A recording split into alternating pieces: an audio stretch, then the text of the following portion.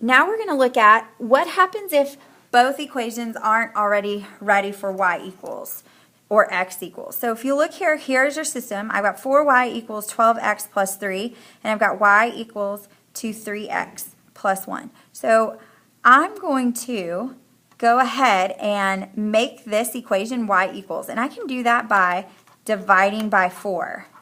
That is one operation to take care of, division. So I'm going to say y equals 12 divided by 4 is 3, so I'm going to have 3x plus 3/4, because 4 is not going to divide evenly into 3, and 3/4 is not going to simplify any further, so I'm going to have y equals 3x plus 3/4.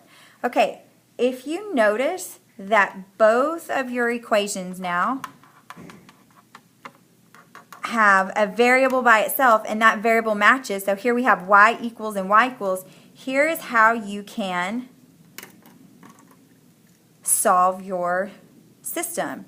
All you have to do is set equal to each other.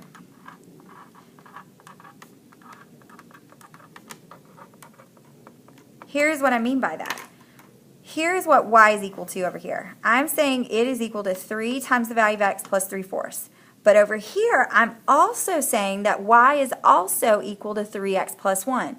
So since these things here, I'm going to say this y and this y are equal to the same letter, so these two are equal to y, they are equal to each other. And so I'm going to put an equal sign between them. So here's what it looks like. It's going to look like 3x plus 3/4 is equal to 3x plus 1. Because both of these sides of my equation are equal to the same variable. So I can set them equal to each other and solve. And if you notice, I want to have the same variable throughout my equation. That is how I know I have substituted correctly. So now I'm going to solve for x. So I can't distribute.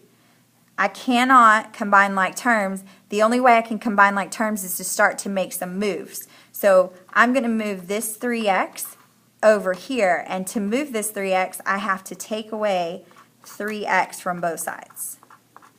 Okay, so that means this is going to be 0, so I'm going to have 0 plus 1, which is just 1. And then I'm going to combine like terms here, so if I have 3 minus 3, I notice that also makes 0. And 0 plus 3/4 is going to make 3/4. So now I've run into an issue because now I don't have a variable.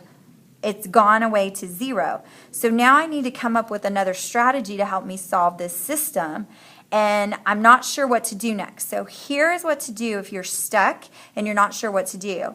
You're going to think back to the lesson that I taught you on your slope and y-intercept patterns. If you can look at the pattern between your slope and your y-intercept, then you can maybe have a guiding idea about, do I have one solution point? Do I have no solution because my lines are parallel?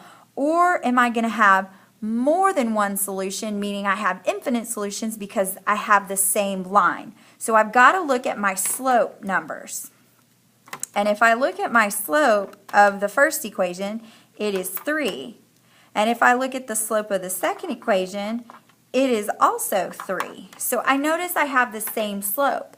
And if I think back to my patterns of slope and y-intercept, I now know that I'm either going to have no solution or infinite solution. What I have to look at now is I have to look at my two y-intercepts.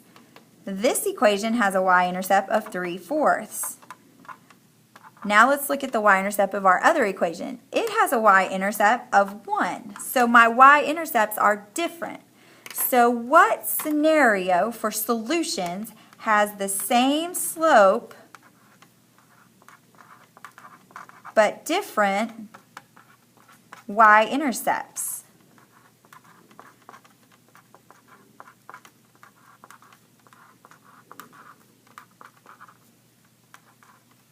So I've got the same slope, but my y-intercepts are different. That tells me that I have no solution. which means my math work is never going to get me an answer for X or answer for Y like it did in the other two examples. I'm not going to have an ordered pair because my lines are never going to intersect because those lines are parallel, which is why I don't have an intersection point to find. They don't intersect. All right, let's look at this equation. So I've got y equals 2 times the value of x plus 4. I have 4 times the value of x minus 2 times the value of y is equal to negative 6. So I notice that I have a y equals, which means I can substitute and plug in. So I'm going to say 4 times x minus 2. And now I'm going to plug in, instead of y, I want to plug in what y is equal to. And y is equal to 2 times the value of x plus 4. And all of that is equal to a negative 6. So now I'm going to use my solving equation skills to solve for the value of x. So the first thing I notice is I've got to distribute. I am multiplying by a negative 2 everything inside the parentheses. I have a 2x. So what is negative 2 times 2? That would be a negative 4x. Okay, I now have to multiply again. I have a 4 that needs to be multiplied as well. So 4 times a negative 2 is negative 8. And I'm going to bring down this 4x equals negative 6. All right, I now need to combine like terms. And I notice I have 4x, and then I'm going to take away 4x. So what is 4 take away 4? It's 0. So I notice that I get 0. What is 0 minus 8?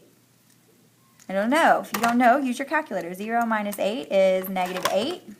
So I'm double checking my mental math. Equals negative 6. Okay, so I've run into a situation where, again, I don't have any variables and I'm not sure what to do. But I know if I look at the pattern of my slope and y-intercept, I can figure out how many solutions I'm supposed to have.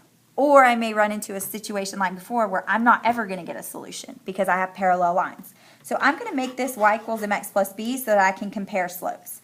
So I've got negative 2y equals negative 6, and I've got to subtract 4x from both sides. And then I have to divide by negative 2, which is going to make y equals 3.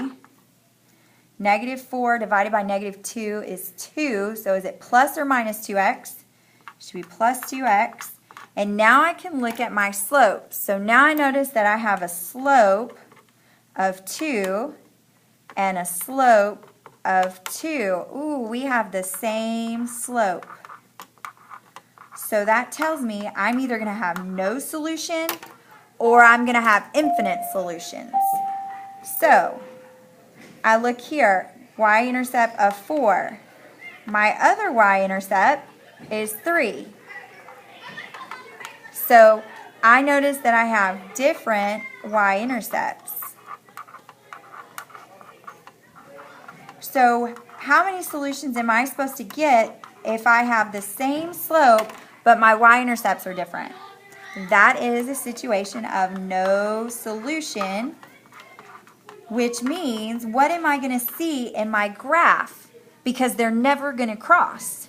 So what lines never cross? Parallel lines.